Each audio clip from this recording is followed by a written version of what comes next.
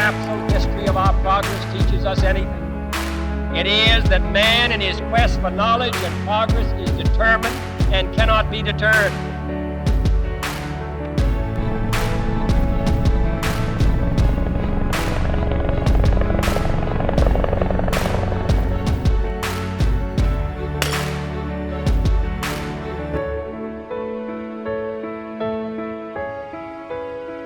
The history of this ship is the history of our great nation. The name Kearsarge has been there through it all. You and everyone who has served aboard her are a part of that legacy, now and forever. We are proud, trustworthy, and bold, and I'm proud to sail with each and every one of you.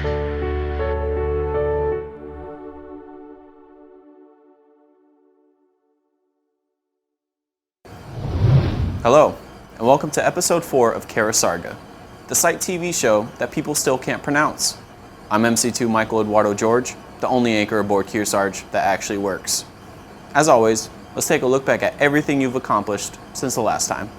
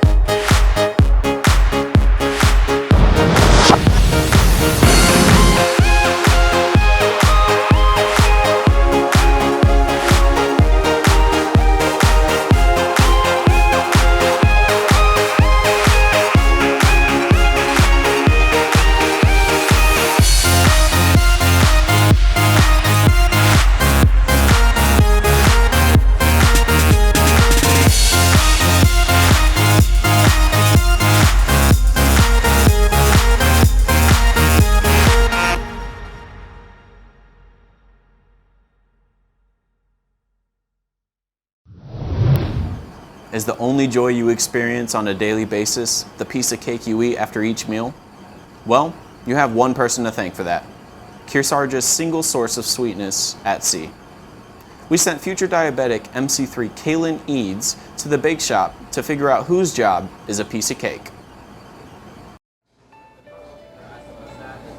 I chose the BSCS because I like cooking, baking mostly. I always experimented at home, see what else I could do. Made mashed potato omelets before, and that was awesome. I just like having fun without direction. I joined the Navy because my brother, he was like, hey, there's all these benefits, we can travel the world, and we do it together. So I joined. After the Navy, I plan to keep cake decorating, baking, but not as a full-on job, but more like a hobby. If anyone wants their cake decorated, I'm there. I can do it for you. My favorite part about making and decorating cakes is the process, because you need a lot of patience for it. And not a lot of people have patience for that kind of thing. My least favorite part about making and decorating cakes is the mess. You never get away from it. Last night I was decorating a cake and just food coloring was all over my hands. Just can't get rid of it. It's still on my hands right now. My most favorite cake that I've done on board was the African American history cake. It was the female with Africa as her hair. It was colorful. Everyone loved it. I loved it. It was great.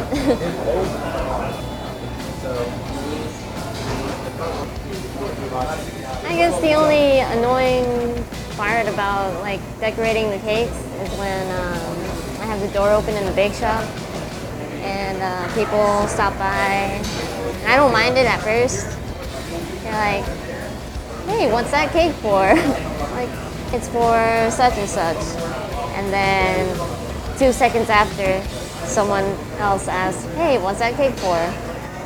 And I say it again, "It's for such and such." Another person just comes along, "Hey, what's that cake for?" I don't know anymore. Stop.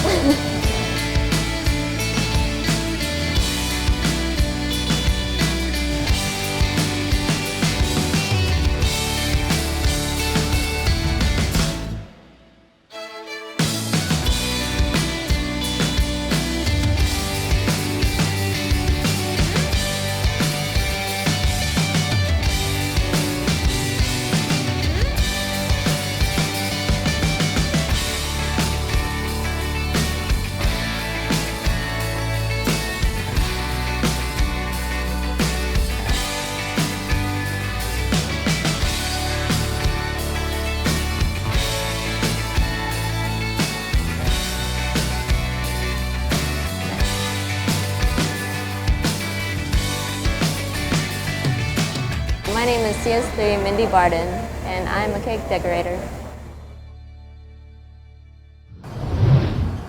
Our last look at personnel showed us that good fences don't always make good neighbors. Let's check back in with them to see if their enthusiasm for customer service has wavered at all.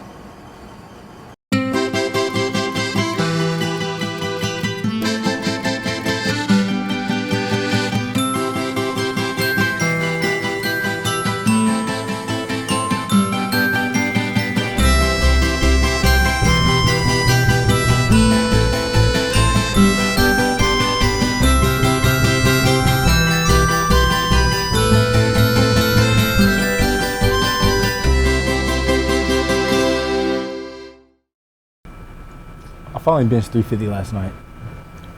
350. Do you even lift, bro? Good afternoon, team. How we doing? Good afternoon, sir. Hey, afternoon, PS1. How you doing? I'm good, sir. Can I get a list of SEPs and transfers for May, June, and July, please? Roger that, sir. I'll get right on it. Thanks, PS1. Appreciate it. Have a good one.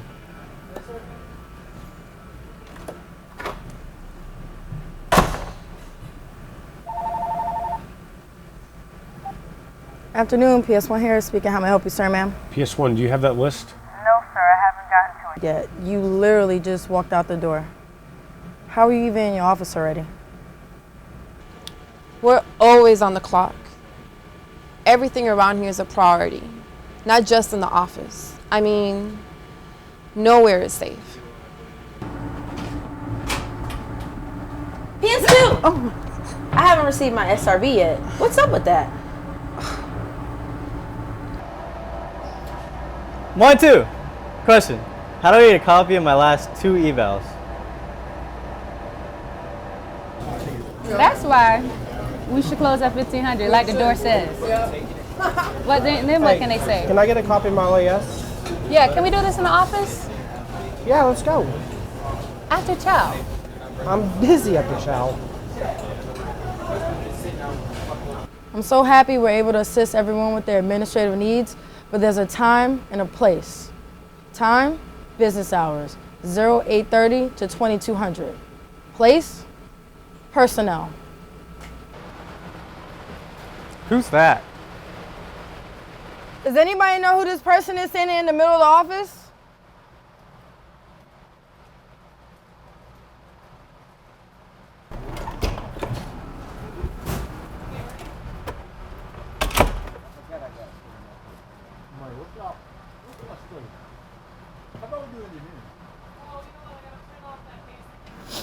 Diaz!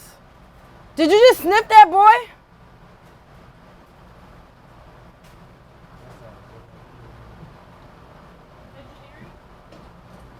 Hi, how may I help you?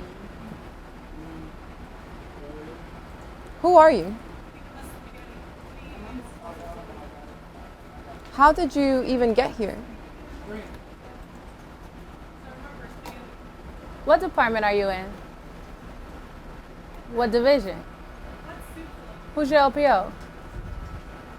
Of course! They just dropped them off here like they always do.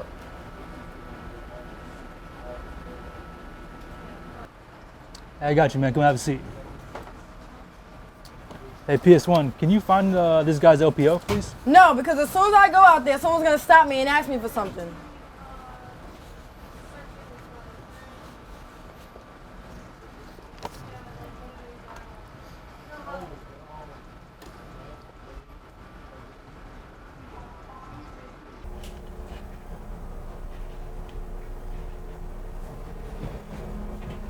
Hey, sir. Hey, PS1, how are you? Can you send me a list of all the personnel we have awaiting transportation at TPU? Yes, sir. I get right on that. Awesome, thanks, PS1.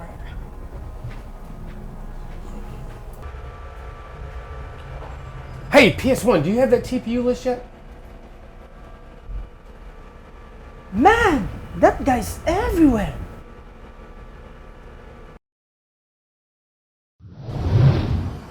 This far into deployment, one of the only things that keeps us sane is knowing that we all have to endure the same challenges and frustrations of living on a warship. So, in the name of solidarity and catharsis, we give you this edition of Ship Happens. Can't wait. Hey, have fun in this port, tell you what. Okay, attention on board Kearsarge. This is a CMC. I know you're all anxious to go out on liberty, but there are a few things that we've got to get done first. I need you all out there cleaning and getting the ship looking good before I let you go. I don't want to see anybody hanging around the hangar bay. Get out there and clean, and I'll let you know when you can go. That is all. Yo, that's crazy. Wow. Attention on board Kearsarge, this is a CMC. We've got 57 double-decker buses on the way to the ship. So when I call Liberty Call, there's no reason to run down here and line up. I don't want any pushing and shoving. There will be plenty of room for everyone. In the meantime, I want to make sure everyone is out and about getting the ship spotless. That is all.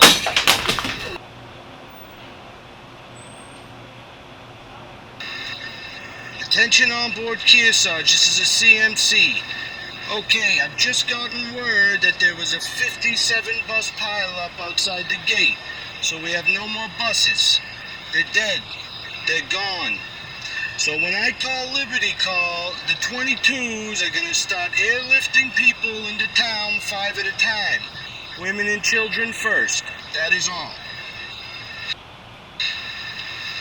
Okay, belay my last. I've just been told that we don't have any children on board. So we'll be taking 5 female officers at a time on the Ospreys, in alphabetical order.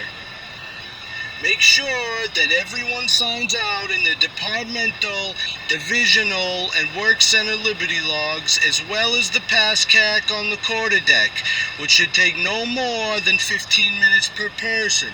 So be patient. This is the CMC. That is all. Attention on board Kearsarge. This is a CMC. Okay, so the Ospreys are a no-go. None of them have propellers for some reason, and we can't find the pilots. So what we're gonna do is when I call Liberty Call is lower people to the pier one at a time in a rescue basket because someone has stolen the brow. So until then, I don't want people rushing the quarterdeck. I have ordered the tanks in the lower V to fire on crowds of more than 7. Also, keep cleaning. That is all. Attention on Kearsarge. This is a CMC. It's been brought to my attention that we don't have the available rope to lower people to the pier because it's the only thing holding our anchor chains together. Right now, the engineers are working on constructing a catapult. So one at a time, we're going to be launching people into town, or as close as we can. Make sure when you come down here that you have the appropriate PPE. Cranials and float coats are required if you want to go off the ship. That is all. Attention on Kearsarge, this is a CMC. Okay, so we've already had 16 Liberty incidents, and I haven't even let anyone off the ship yet. So you just lost the catapult. So here's the deal. If you can manage to shimmy down one of the mooring lines, you may have 3 beers on the pier. They're $27 a piece. We'll have a dozen chiefs handling each transaction, and they'll tattoo the number of beers you've had on your forehead. Oh, and chiefs drink for free. Attention on Kearsarge, this is the CMC. I've just been told that 2 minutes ago marked the beginning of Ramadan. So anyone who wants to leave the ship must be in suits and ties, evening gowns over snow pants for females. Also, the consumption of alcohol is now strictly forbidden. Except for chiefs. Chiefs still drink for free. Liberty call, Liberty call.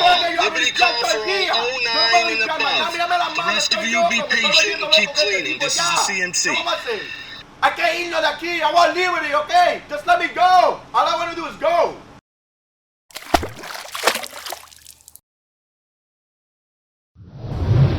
The war in Vietnam is still in full swing in 1968. The Marines back then almost had it as hard as our Marines do now. During their latest operation in Kuwait, they were forced to endure shoddy Wi-Fi, overcrowded gyms, and shared armrests in the movie theater for the latest Avengers movie. So, as a reward for their many sacrifices, we sent one of them back in time to visit AP Domestico on Less Bow, More Stern. On January 29, 2019, an electronics technician aboard the USS Kearsarge made a discovery that would make time travel possible and change the world forever.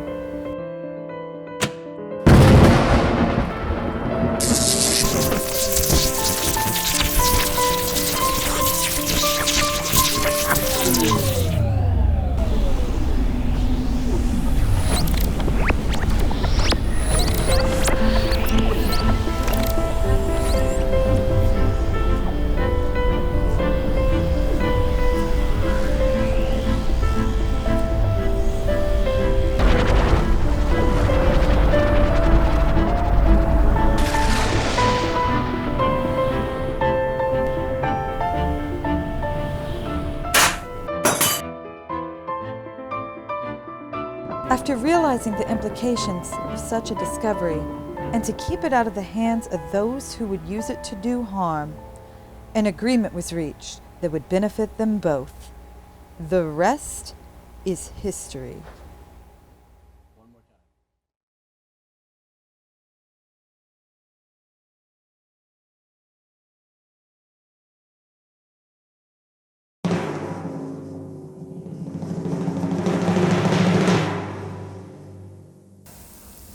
How do you do?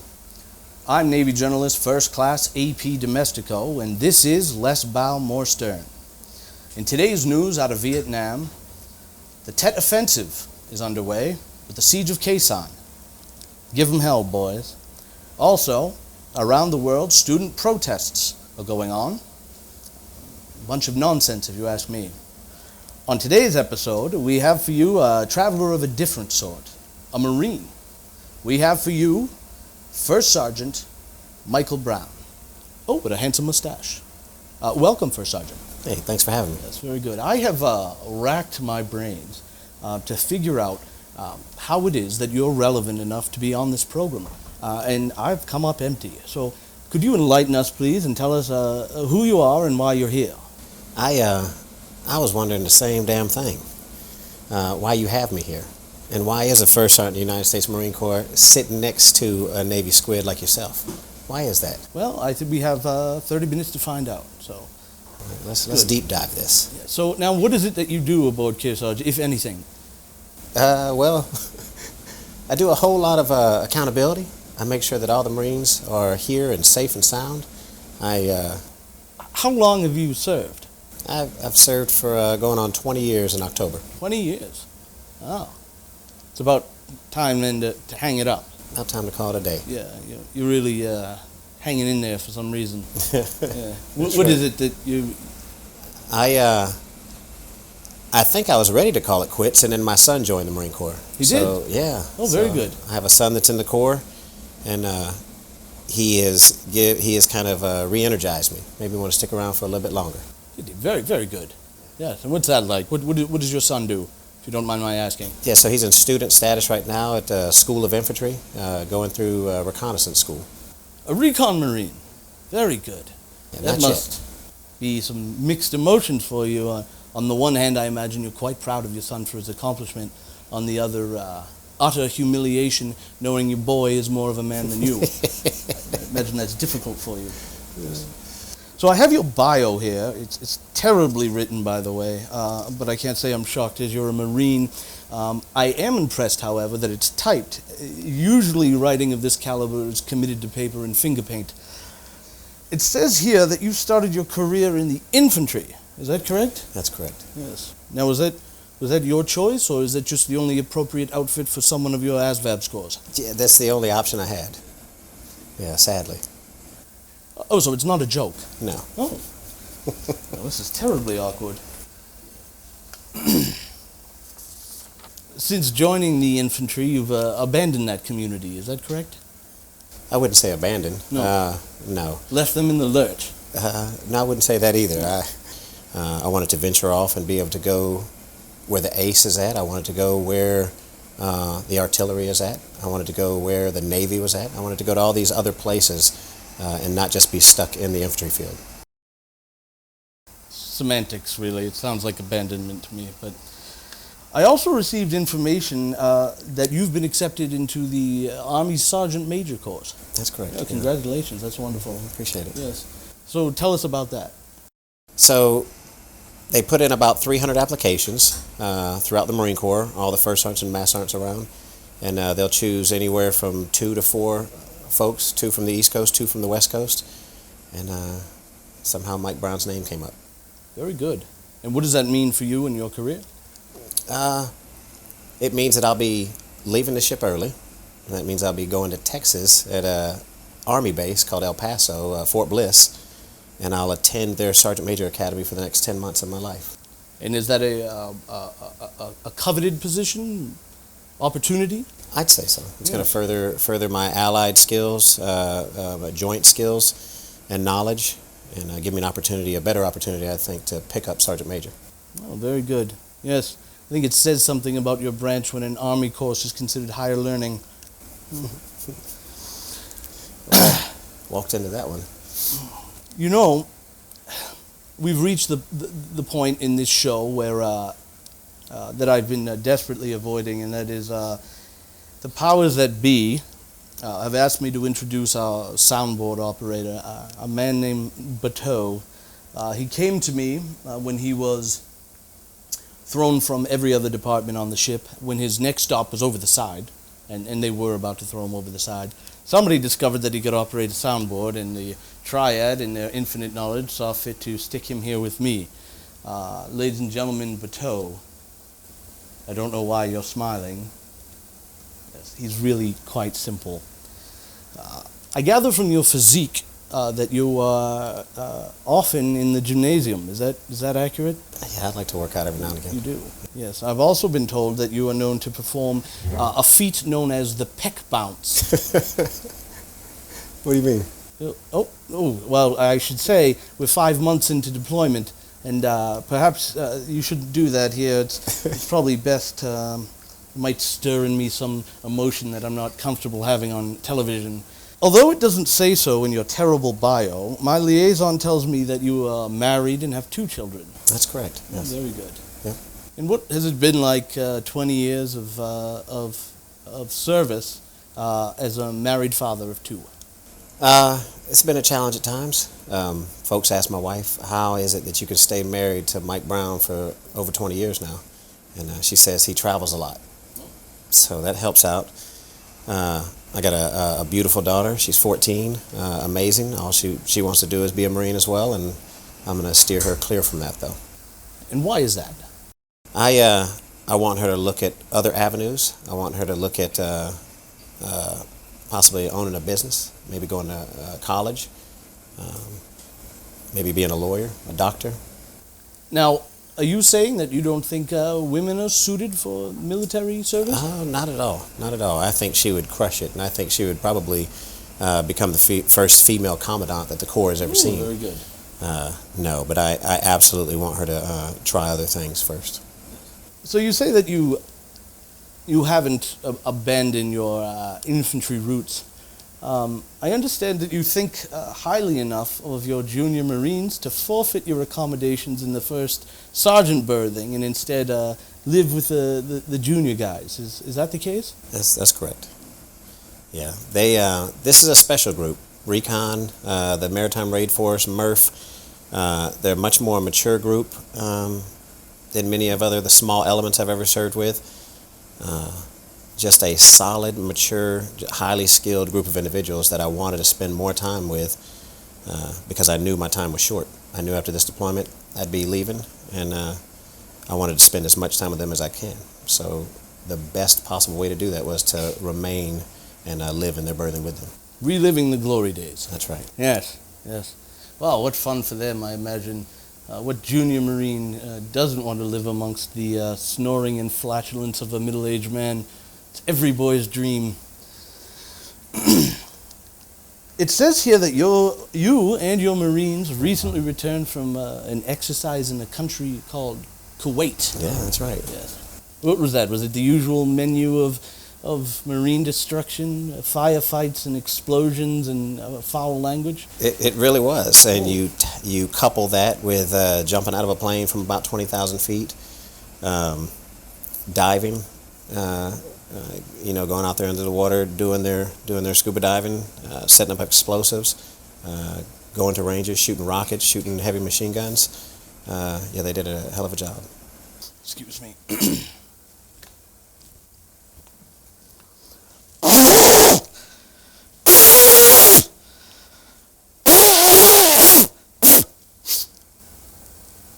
Handkerchief, monogrammed.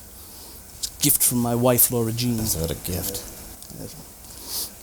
So were you able to enjoy any liberty while you were in Kuwait? No liberty. No liberty at all, no. Just work. I understand you're no great lover of liberty.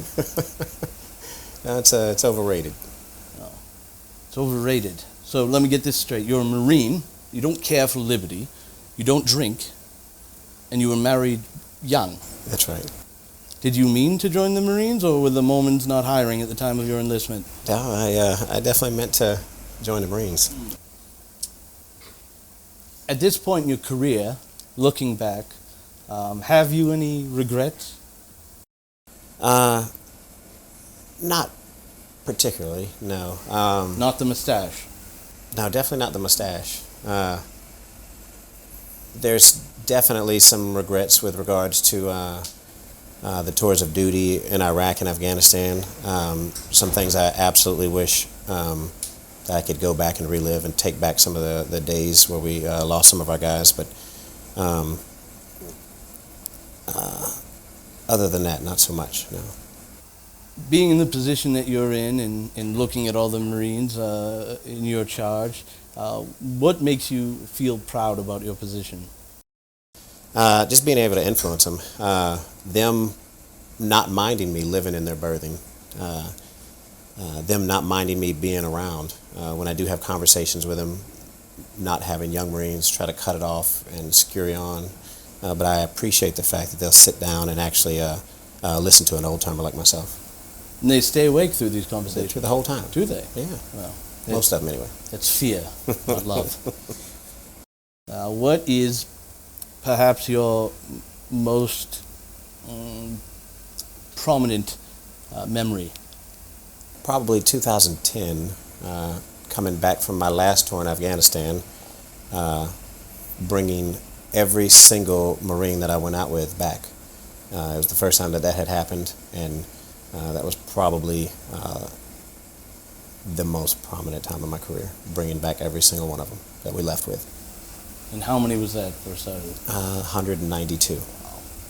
If I'm blessed and I'm fortunate enough to pick up Sergeant Major, I think I'm just going to continue to serve. I'll continue to serve until my heart tells me otherwise, until it's not time to serve anymore. And right now I still have the fire, I still have the desire. My My son has re-energized me, so I think I'll stick it out for the long haul. Ride it till the wheels come off. That's right. Very good. Yeah. First Sergeant, do you have anything you'd like to add? No, it's been a pleasure. I appreciate you having me. So thank you for being here. I've also been told by my liaison, speaking with some of your Marines, that your memory is beginning to go, which is a great luxury for your men, as you don't long remember why you were mad at them. But I do hope that you remember being here, because we certainly will remember you. You're a good man and a great example to us all, and we appreciate your traveling through time to be here. So thank you. Thank you. What did you just say? I don't remember. Okay, mine's going as well. Thank you for watching. Please tune in next time when we have somebody better. So long.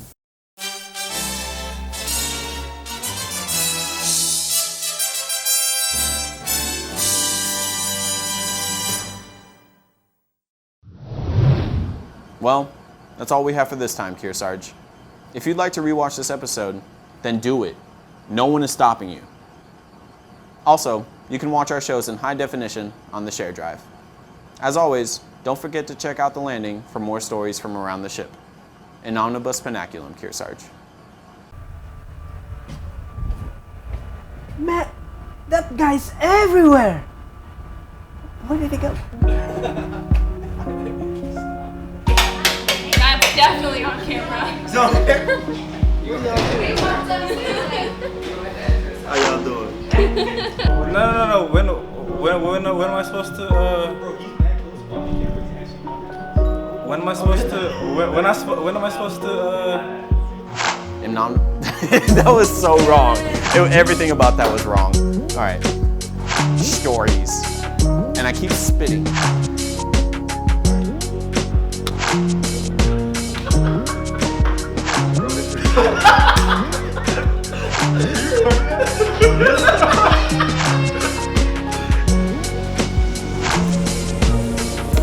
That's the most creeper picture ever.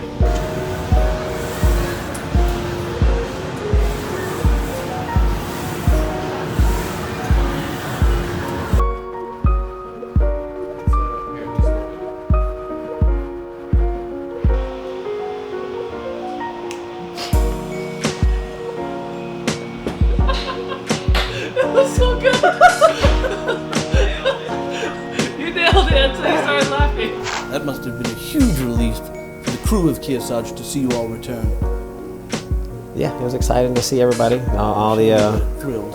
Yeah, it was great. Great to be back on the ship. Sick to death of not waiting in hour-long lines for child-sized portions of mass-produced food, or cramming themselves against a bulkhead as 70 men with Volkswagens on their backs squeeze past them. Man, that guy is everywhere!